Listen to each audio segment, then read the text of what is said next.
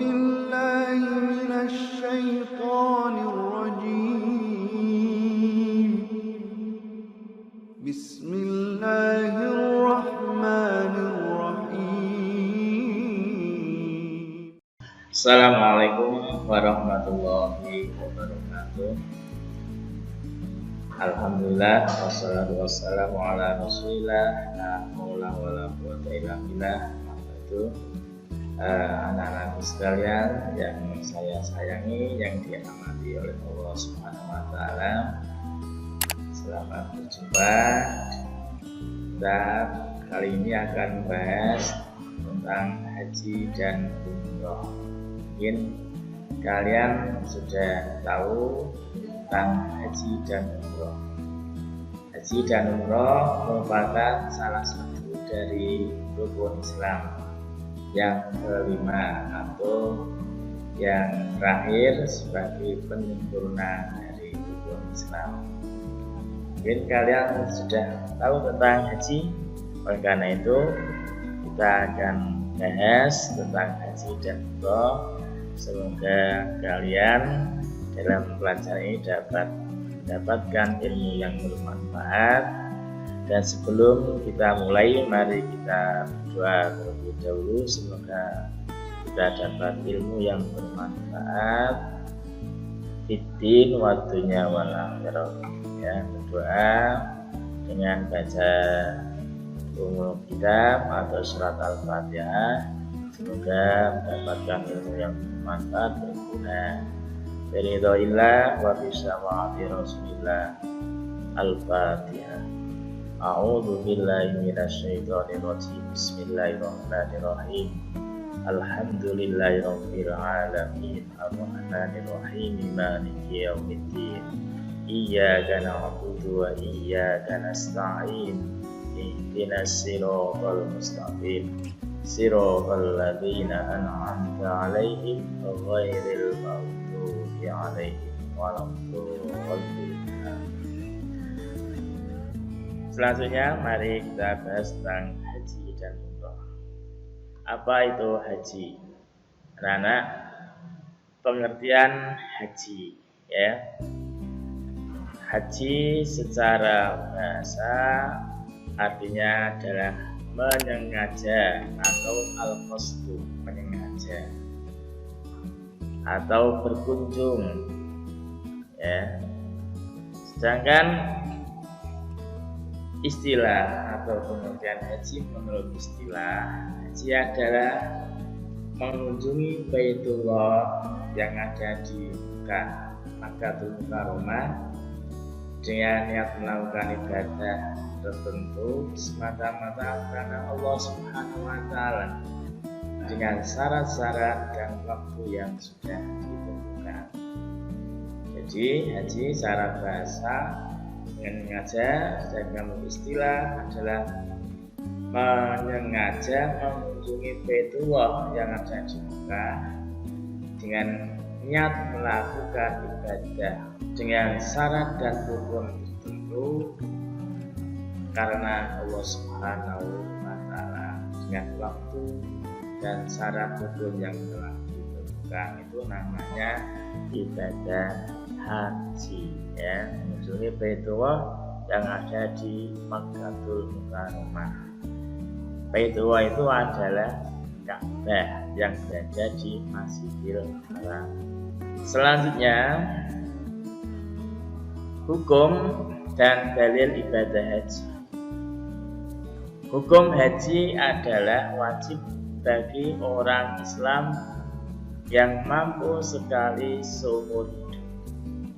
Jadi bagi orang Islam yang sudah mampu diwajibkan untuk melakukan ibadah haji sekali dalam seumur hidup. Seandainya dilakukan beberapa kali, itu hukumnya adalah sunnah. Jadi yang wajib adalah yang pertama, yang kedua, ketiga dan seterusnya hukumnya adalah sunnah. Dan itu bagi orang Islam yang mampu. Sedangkan yang belum mampu melaksanakan ibadah haji, maka tidak diwajibkan, ya, tidak diwajibkan. Tapi tetap kita berdoa pada Allah, ya, semoga kita semuanya diberi oleh Allah kemampuan untuk menyempurnakan rukun Islam yang kelima, yaitu dapat melaksanakan ibadah haji. Maka kita tidak ada salahnya setiap sehabis sholat atau sehabis ngaji kita minta pada Allah kemampuan untuk bisa melaksanakan ibadah haji, ya, karena semuanya itu adalah datang dari Allah Subhanahu wa Ta'ala. Mampu di sini adalah istitoah, kemampuan yang mampu bisa datang dari diri sendiri, bisa mampu karena orang lain. Jadi dia secara diri sendiri tidak mampu, tapi karena mungkin dihajikan oleh anaknya atau saudaranya, maka dia mampu karena orang lain. Itu termasuk mampu atau istitoah. Dasar hukumnya atau dalilnya adalah berdasarkan firman Allah Subhanahu wa Ta'ala. A'udzu billahi minasyaitonir rajim. Walillahi 'alan nasi hajjul baiti man istata'a ilaihi sabila. Walillahi 'alan nasi hajjul baiti man istata'a ilaihi sabila. Artinya, mengerjakan haji adalah kewajiban manusia terhadap Allah, yaitu bagi orang-orang yang sanggup mengadakan perjalanan ke Baitullah. Quran surat Ali Imran ayat 97. Ini adalah dasar kewajiban bagi orang Islam yang mampu untuk melaksanakan ibadah haji. Sekarang untuk melakukan ibadah haji itu ada yang namanya syarat dan rukun. Ya, ada yang namanya syarat dan rukun. Dalam haji ada yang namanya syarat wajib, ya.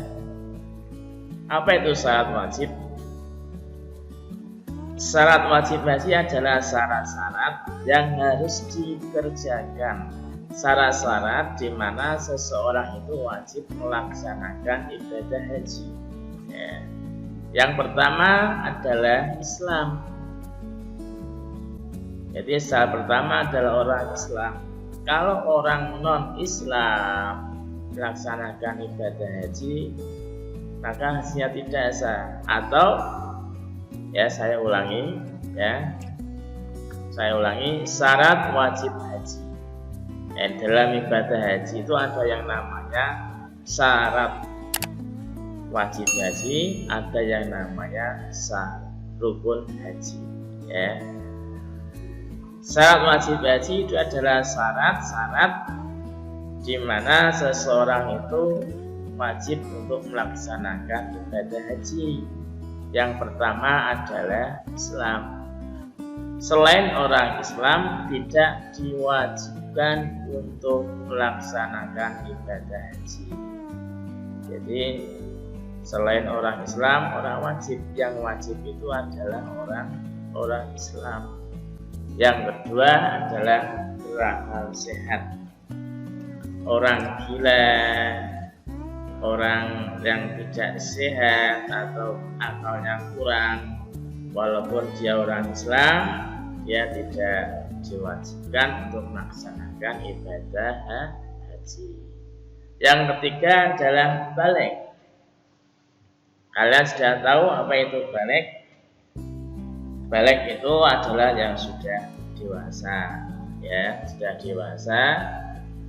Ukurannya kalau anak laki-laki sudah yang namanya ihtilam. Ihtilam itu mengeluarkan air mani, ya, kurang lebih anak yang laki-laki itu umur yang sudah berumur 15 tahun, ya. Saya ulangi, yang ketiga adalah balik. Kalian sudah tahu apa itu balik? Balik itu adalah orang yang sudah dewasa. Ya, ukurannya kalau anak laki-laki itu sudah ihtilam, sudah bermimpi mengeluarkan air mani atau sperma atau mimpi basah. Ya, kurang lebih anak yang berumur 14 atau 15 tahun ya maka sudah dikatakan balik. Kemudian kalau perempuan sudah menstruasi atau mengeluarkan darah haid atau dari segi umur itu adalah anak yang sudah berumur 9 tahun. Bagi perempuan sudah bisa dikatakan balik. Ya, kalau anak kecil belum balik maka dia belum wajib haji. Seandainya anak kecil haji, maka kalau sudah dewasa maka dia diwajibkan untuk mengulangi lagi karena syarat wajibnya belum cukup. Ya. Yang keempat adalah mampu atau istatoah. Ya, mampu. Nah, mampu di sini macam-macam. Mampu karena segi fisiknya sehat, ya, ada biaya untuk pergi ke sana, ada transportasinya untuk menuju ke Baitullah, ya, dan lain sebagainya. Itu namanya mampu. Orang yang mampu secara orangnya sehat, hartanya ada sanggup, ada yang ditinggalkan di rumah untuk keluarganya, kemudian ada transportasinya, tapi negara dalam keadaan tidak aman atau terjadi perang, maka juga dikatakan belum istatoa atau belum mampu. Biasanya ada syarat istatoa ini dikeluarkan oleh pemerintah melalui secara fisik. Ya, secara fisik itu dikeluarkan oleh dinas kesehatan, puskesmas atau rumah sakit yang mengeluarkan bahwa seseorang ini secara sehat, secara jasmani itu adalah mampu atau istatoah. Ada surat keterangan dari pihak puskesmas tempat mengeluarkan surat istatoah atau kemampuan secara jasmani untuk melaksanakan ibadah haji. Yang kelima, bagi wanita harus ada muhrim. Apa itu muhrim? Muhrim itu adalah orang yang haram dinikah atau pendamping.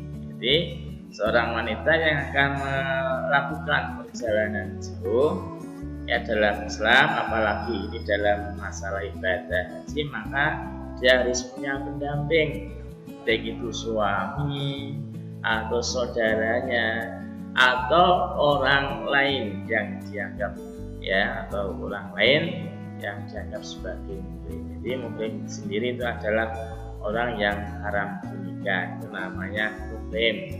Ya. Saya ulangi. Bagi wanita, syarat yang kelima, bagi wanita harus ada muhrim. Muhrim itu adalah orang yang haram dinikah. Jadi seorang wanita kalau mau melakukan perjalanan jauh dalam Islam itu harus ada yang mendampinginya. Yang mendampingi bisa suami, atau kalau tidak ada suami maka harus ada saudaranya yang mendampinginya, saudara, atau mungkin orang lain yang dianggap muhrim. Ya, sekarang kita menginjak pada rukun haji. Apa itu rukun? Ya, rukun itu adalah sesuatu, ya, apabila sesuatu itu tidak dipenuhi atau tidak terpenuhi maka sesuatu itu tidak sah.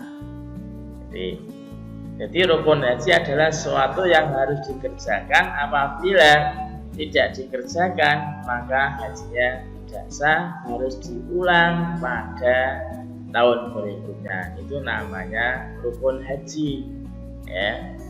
Beda dengan wajib haji, ada rukun haji, ada wajib haji. Jadi kalau rukun haji adalah sesuatu yang harus dikerjakan, apabila ditinggalkan maka hajinya tidak sah, harus diulang pada tahun berikutnya. Maka orang yang berhaji itu harus hati-hati. Karena apa?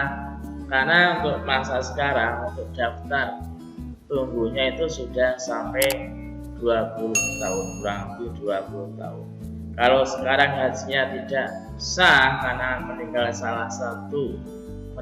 salah satu rukun haji, ya, sehingga harus diulang pada tahun berikutnya, harus daftar lagi, nunggu lagi. Kalau sudah 20 tahun ditambah 10, ya, maka kurang lebih 30 tahun, itu sangat jauh sekali. Maka harus berusaha rukun haji ini harus semuanya dikerjakan. Jangan sampai ada salah satu rukun haji yang ditinggalkan. Ya, apa saja rukun haji anak-anak? Yang pertama adalah ihram disertai niat. Ya, ihram disertai niat. Ihram disertai niat yaitu menggunakan pakaian ihram pada waktu mau melaksanakan haji, kemudian berniat melaksanakan ibadah haji. Niatnya bisa labbaik Allahumma hajjan, bisa nawaitul hajja wa ahramtu bihi lillahi ta'ala. Ya, jadi niat haji adalah rentek dalam hati untuk melaksanakan ibadah haji. Bisa dibaca dengan labbaik Allahumma hajjan, ya. Bisa diniatkan seperti nawaitul hajja wa ahramtu bihi lillahi ta'ala. Saya berniat melaksanakan ibadah haji dan berihram karenanya karena Allah Subhanahu wa ta'ala. Yang kedua adalah wukuf. Apa itu wukuf? Wukuf adalah diam atau berdiam diri di padang Arafah pada tanggal 9 Dzulhijjah. Sekali lagi, wukuf adalah berdiam diri pada tanggal 9 Dzulhijjah. Ya, dimulai sejak waktu zawal, waktu zuhur, ya, sampai malam tanggal 10 Dzulhijjah. Ya, sampai malam tanggal 10 Dzulhijjah. Itu wukuf. Walaupun hanya sebentar, ya, dilaksanakan di padang Arafah. Dan ini wukuf adalah termasuk rukun yang paling besar. Al-Hajjul Arafah, sebagaimana hadis Nabi, Al-Hajju Arafah. Haji itu adalah wukuf di Arafah. Karena apa? Rukun yang paling besar itu adalah wukuf. Ya. Kalau wukufnya tertinggal, maka hajinya tidak sah. Ya, tidak bisa diulangi pada tanggal 11 atau tanggal 12 atau tanggal 8, tidak bisa, maka harus tanggal 9 Dzulhijjah. Itu waktu wukuf, ya, tanggal 9 Dzulhijjah, mulai dari waktu zawal. Waktu zawal itu adalah waktu zuhur, matahari berada di tengah-tengah di atas kita, itu waktu zawal, sampai malam tanggal 10 Dzulhijjah atau malam hari raya Idul Adha. Ini wukuf di padang Arafah. Banyak kegiatan yang dilakukan pada jamaah haji melakukan wukuf. Ya, ada yang membaca Al-Quran, ada yang berzikir, ada yang berdoa. Boleh mungkin dengan tiduran. Dan waktu wukuf ini adalah waktu yang mustajab, waktu yang manusia itu mendp istilahnya itu untuk berdoa pada Allah Subhanahu wa Ta'ala, waktu yang dikabulkan oleh Allah untuk berdoa pada Allah Subhanahu wa Ta'ala. Dan yang ketiga adalah tawaf. Rukun haji yang ketiga adalah tawaf. Tawaf itu adalah mengelilingi Ka'bah sebanyak 7 kali putaran. Namanya tawaf, ya. Mengelilingi Ka'bah sebanyak 7 kali putaran, diawali dari Hajar Aswad. Jadi di pojokan Ka'bah, ya, sebelah sampingnya pintu Ka'bah yang pojok selatan itu ada yang namanya Hajar Aswad, batu hitam. Hajar itu batu, aswad yang hitam. Nah, itu dimulai dari situ, ya. Kemudian dengan berniat tawaf, kemudian mengelilingi di berniat tawaf dengan cara adalah memberi isyarat pada Hajar Aswad. Kalau jauh dari Hajar Aswad, ya, Bismillahirrahmanirrahim, Allahu Akbar, ya, Bismillahirrahmanirrahim, Allahu Akbar. Kemudian berjalan mengelilingi Ka'bah sebanyak 7 kali putaran. Awali dari Hajar Aswad, diakhiri dari Hajar Aswad juga. Ini. Dan tawaf ini yang menjadi rukun haji adalah tawaf ifadah. Ya. Karena tawaf itu ada tawaf wajib, ada yang tawaf sunnah. Tawaf wajib ya termasuk rukun haji adalah tawaf ifadah. Kemudian ada tawaf qudum. Tawaf qudum itu adalah tawaf selamat datang jamaah haji yang pertama kali datang ke kota Mekah, ya, yang tidak melakukan haji tamattu, maka melaksanakan tawaf qudum, tawaf selamat datang. Kemudian ada tawaf wada. Tawaf wada adalah tawaf perpisahan. Tawaf ketika seorang akan meninggalkan kota Mekah, namanya tawaf wada. Dan tawaf sunnah. Tiada selain 3 adalah tawaf yang mutlak, tawaf sunnah. Asal orang datang masuk ke Masjidil Haram, kemudian dia berniat melakukan tawaf, namanya tawaf sunnah. Ya. Waktunya kalau tawaf sunnah adalah bebas, ya. Kemudian yang rukun yang keempat adalah sa'i. Sa'i itu adalah berlari-lari kecil, ya, berlari-lari kecil antara Bukit Sofa ke Marwah, Sofa Marwah ke Sofa sebanyak 7 kali. Dari Sofa ke Marwah 1, Marwah ke Sofa 1, nanti bolak-balik Marwah ke Sofa 1, Sofa ke Marwah 1, nanti sebanyak 7 kali. 1, 2, 3, 4, 5, 6, 7 kali. Nah, ini sa'i, berlari kecil. Dan yang kelima adalah tahallul. Tahallul itu adalah bercukur rambut, memotong rambut, ya. Kalau sudah melaksanakan wukuf, ya, kemudian tahallul itu ada 2, tahallul awal dan tahallul tsani. Yaitu tahallul dan bercukur rambut, mencukur minimal 3 helai,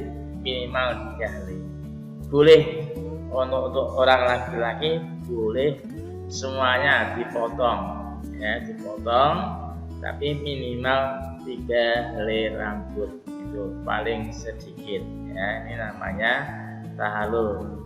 Ada tahallul awal, ada tahallul tsani.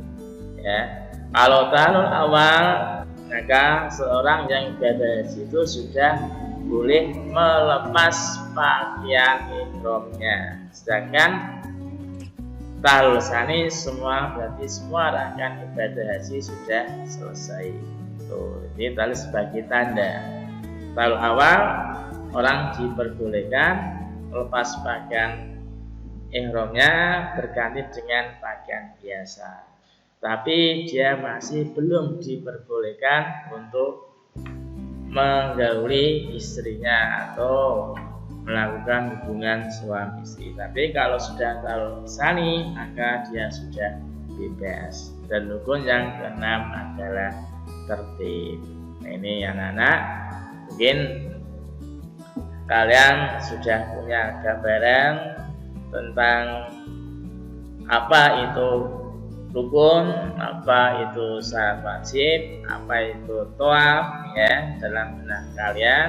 Semoga kalian dapat melaksanakan ibadah haji. Ini belum sampai pada wajib haji, ya. Sekarang tentang wajib haji. Ya.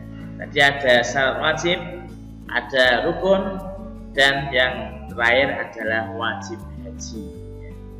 Wajib haji adalah segala sesuatu yang harus dikerjakan dalam ibadah haji. Apabila tidak dilakukan atau tertinggal salah satu di antaranya, boleh diganti dengan membayar dam atau denda, dan ibadah hajinya adalah sah. Beda dengan rukun. Kalau rukun tadi kalau ditinggalkan hajinya tidak sah dan harus diganti pada tahun berikutnya. Tapi kalau wajib haji adalah segala sesuatu yang harus dikerjakan. Tapi apabila ditinggalkan, maka harus diganti dengan membayar dam atau denda, dan ibadah hajinya adalah sah. Apa saja yang termasuk wajib haji? Yang pertama adalah ihram dari mikot. Mikot adalah batas waktu dan tempat yang sudah ditetapkan. Mikot adalah batas waktu dan tempat yang sudah ditentukan untuk berihram dengan niat ihram haji. Jadi ada dua. Ada yang namanya mikot makani, ada yang namanya mikot zamani. Ya, jadi mikot secara bahasa adalah batas tempat atau batas waktu. Kalau batas tempat itu namanya mikot makani. Ya, mikot makani. Ya, jadi umpamanya jamaah haji dari Indonesia, ya, gelombang pertama itu datang ke Madinah dulu untuk berziarah ke Madinah. Setelah selesai ziarah, maka dia bersiap-siap untuk melaksanakan ibadah haji di Mekah. Dalam perjalanannya kalau sudah sampai Bir Ali, ya, itu batas tempatnya namanya Bir Ali, maka para jamaah haji melepaskan pakaian yang dikenakan berganti dengan pakaian ihram dan melaksanakan niat haji. Nah, itu namanya mikot makani. Yang gelombang dua, ya, langsung menuju ke Mekah. Nah, ini adalah batas mikotnya adalah ya lam-lam, ya, atau bisa kalau sekarang itu melalui bandar udara di Abdul Aziz di Jeddah, atau bahkan ada yang sudah memakai pakaian ihram berniat dari bandar udara di Indonesia. Karena apa? Supaya tidak kangelan untuk menentukan batas mikot makani. Nah, sedangkan batas waktunya melaksanakan ibadah haji itu namanya mikot zamani. Mikot zamani itu adalah dari bulan Syawal tanggal 1 Syawal hari raya Idul Fitri sampai bulan Dzulhijjah, itu namanya batas waktu, ya, namanya batas waktu atau miqat zamani. Jadi waktu haji adalah Syawal, Dzulqa'dah, Dzulhijjah, ada 3 bulan. Ini batas waktu melaksanakan ibadah haji. Jadi tanggal 1 Syawal ya orang sudah boleh melaksanakan ibadah haji ya dengan pakai pakaian ihram niat haji ya. Kemudian puncaknya adalah pada tanggal 9 Dzulhijjah. Yang kedua adalah mabit. Mabit itu adalah bermalam di Musdalifah. Jadi setelah jamaah haji melakukan wukuf di Arafah tanggal 9, pada malam harinya, pertengahan hari, sudah pertengahan malam, mereka menuju ke Musdalifah. Musdalifah untuk mabit bermalam di Musdalifah, untuk istirahat, ya, walaupun sebentar di Musdalifah untuk beristirahat. Ini termasuk wajib haji, ya. Dan yang ketiga, melempar 3 jumroh, yaitu jumroh ula, wusta, dan aqobah. Ya, melempar 3 jumroh dengan menggunakan batu kerikil, ya. 7 kali lemparan, ula 7 kali, wusta 7 kali, aqobah 7 kali. Ya, ini hukumnya adalah wajib. Jadi aqobah itu pada tanggal 10 Dzulhijjah itu jamaah haji diwajibkan hanya melontar jumroh aqobah. Sedangkan pada tanggal 11, 12, dan 13 Dzulhijjah jamaah haji melontar ke 3 jumroh, jumlah ula, wusta, dan aqobah. Yang keempat adalah mabit atau bermalam di Mina. Ya, di Mina ini setelah dari Musdalifah menuju ke Mina. Ya, bermalam di sana kemudian untuk melaksanakan pelontar jumroh pada waktu-waktu yang telah ditentukan, karena banyak sekali jamaah, ribuan bahkan jutaan, maka ada waktu-waktu yang ditentukan, ada waktu yang afdol, ada waktu yang sunnah, ya. Maka untuk jamaah Indonesia maka dianjurkan dalam melontar jumroh itu pada waktu yang aman, ya. Ini mabit di Mina, ini hukumnya adalah wajib. Yang kelima, meninggalkan larangan-larangan haji. Keenam, tuaf pada atau tuaf perpisahan. Bagi jamaah haji yang mau meninggalkan Mekah, maka dia diwajibkan untuk melaksanakan tuaf pada. Nah, untuk cara pelaksanaan ibadah haji ini ada 3 cara. Yang pertama adalah haji tamattu, yang kedua haji ifrad, dan yang ketiga adalah haji qiran. Ini apa itu haji tamattu? Ya, apa itu haji qiran dan apa itu haji ifrad? Haji ifrad yaitu mengerjakan haji dahulu kemudian mengerjakan umrah. Cara ini tidak wajib membayar dam. Kalau orang melaksanakan haji ifrad, ya, itu tidak wajib membayar dam. Haji dahulu kemudian bisa umrah, ya.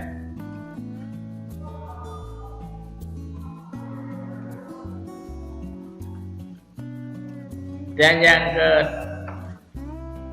kedua adalah haji tamattu,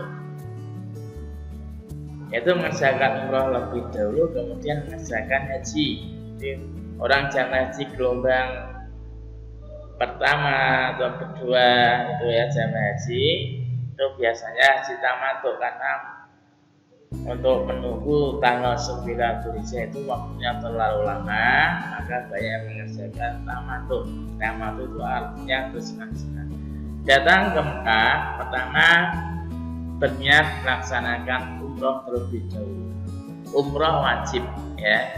Umroh itu umroh yang wajib yang berkaitan dengan pelaksanaan ibadah haji.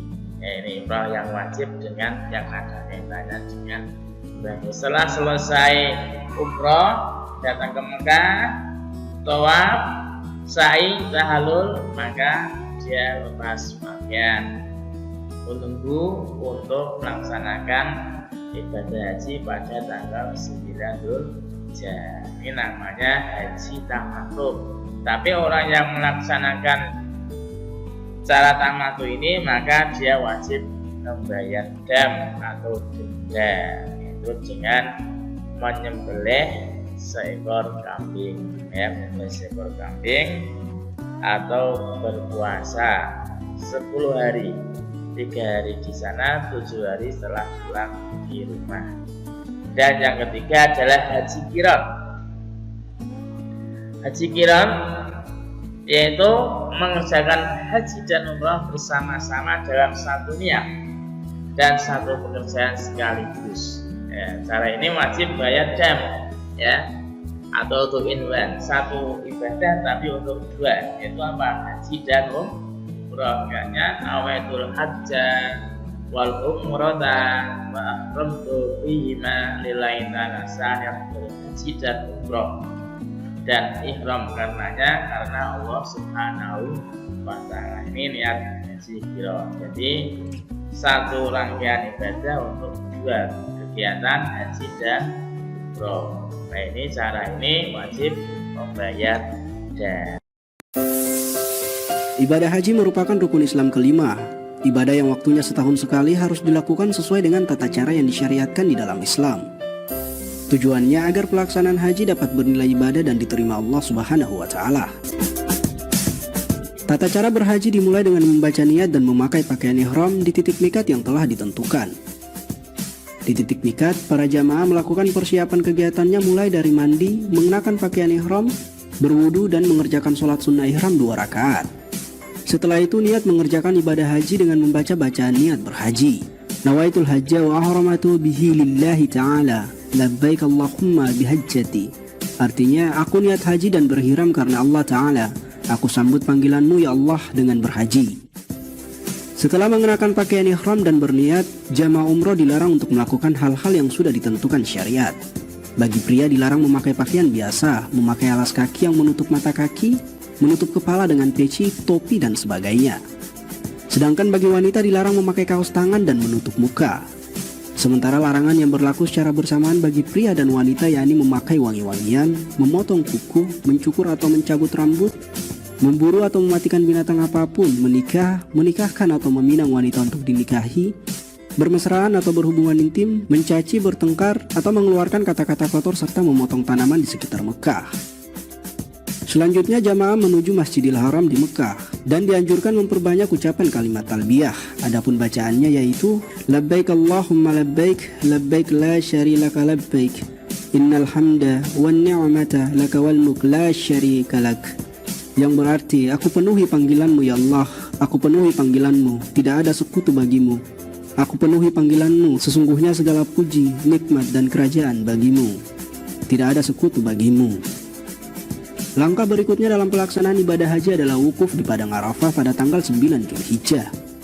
Wukuf dimulai setelah matahari tergelincir sampai terbit fajar pada hari nahar atau hari menyembelih kurban, tepatnya tanggal 10 Dzulhijjah. Saat wukuf ada beberapa hal yang harus dilakukan, yaitu sholat jamak takdim dan qashar zuhur asar, berdoa dan berzikir bersama, membaca Al-Quran, sholat jamak takdim serta qashar maghrib isya. Selanjutnya yakni mabit di Muzdalifah, yang artinya menginap di Muzdalifah. Kegiatan ini dilakukan cukup dengan hadir sejenak di antara tengah malam sampai waktu terbit fajar pada tanggal 10 Dzulhijjah. Dalam kegiatan ini jamaah diwajibkan mengambil batu kerikil sejumlah 49 butir atau 70 butir, tergantung berapa malam jamaah akan berada di Mina nantinya. Tahap selanjutnya dari pelaksanaan ibadah haji yakni jumrah aqobah atau lempar jumroh.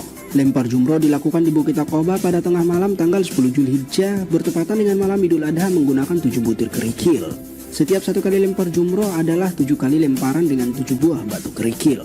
dan tidak boleh disatukan sekaligus. Batu-batu yang sudah dipakai melempar tidak boleh digunakan untuk lemparan berikutnya. Tahapan berikutnya yakni tahalul. Pada tahap ini jamaah diwajibkan bercukur. Untuk laki-laki lebih baik dicukur sampai gundul. Sedangkan untuk wanita hanya dicukur ala kadarnya. Setelah tahalul, boleh memakai pakaian biasa dan melakukan semua perbuatan yang dilarang selama ihram. Tahapan selanjutnya yaitu tawaf ifadah. Sebelum masuk Masjidil Haram, jamaah dianjurkan berwudu terlebih dahulu. Jamaah boleh masuk Masjidil Haram lewat pintu mana saja. Tapi dianjurkan mengikuti contoh Rasulullah Shallallahu Alaihi Wasallam yang masuk melalui pintu Babus Salam atau Bani Syaibah. Saat masuk Masjidil Haram disarankan untuk mengucapkan doa. Bismillah wassalatu wassalamu ala Rasulillah Allahumma ftah li abwaaba rahmatika. Artinya, dengan nama Allah, salawat dan salam untuk Rasulullah, ya Allah, bukakanlah untukku pintu-pintu rahmatmu. Setelah itu turun dan terus menuju tempat tawaf. Jamaah mulai tawaf dari garis lurus tepatnya di area dekat Hajar Aswad yang terletak di antara pintu Ka'bah dan tanda lampu hijau di lantai atas Masjidil Haram. Dalam pelaksanaan tawaf pada putaran 1-3 jamaah pria dianjurkan untuk lari-lari kecil. Sedangkan pada putaran 4-7 jamaah dianjurkan dengan jalan biasa. Sementara untuk wanita tidak ada lari-lari kecil saat melakukan tawaf. Sepanjang tawaf, membaca doa saat berada di antara rukun Yamani dan Hajar Aswad. Doa saat tawaf yang selalu dibacakan oleh Rasulullah SAW adalah doa sapu jagat, yaitu Rabbana atina fid dunya hasanah wa fil akhirati hasanah wa qina adzaban nar. Artinya, ya Tuhan kami, berilah kami kebaikan di dunia dan kebaikan di akhirat, dan peliharalah kami dari siksa api neraka. Sesudah tawaf, tahap selanjutnya yakni sa'i yang dimulai dari Safa ke Marwah. Sa'i dilakukan dengan satu kali perjalanan dengan urutan dari Safa ke Marwah 1, Marwah ke Safa 2, dan seterusnya sa'i berakhir di Marwah. Sa'i dikerjakan dengan cara berjalan, tapi pada batas di antara dua lampu hijau, jamaah dianjurkan berlari-lari kecil. Sa'i merupakan penghargaan Allah Subhanahu wa Ta'ala kepada istri Nabi Ibrahim dalam rangka mencari air untuk minum putra beliau yaitu Nabi Ismail alaihi salam. Tahapan selanjutnya bagi jamaah haji yaitu melakukan lempar 3 jumroh dan mabit di Mina pada hari tasyrik. Jamaah diwajibkan melempar jamarat untuk 3 tiang secara berurutan yaitu mulai dari tiang jamarat kecil, tengah, dan besar. Masing-masing tiang dilempar dengan 7 batu. Yang terakhir yaitu tawaf wada. Tawaf wada merupakan tawaf perpisahan setelah menyelesaikan seluruh ritual haji untuk meninggalkan Mekah dan kembali ke negaranya masing-masing.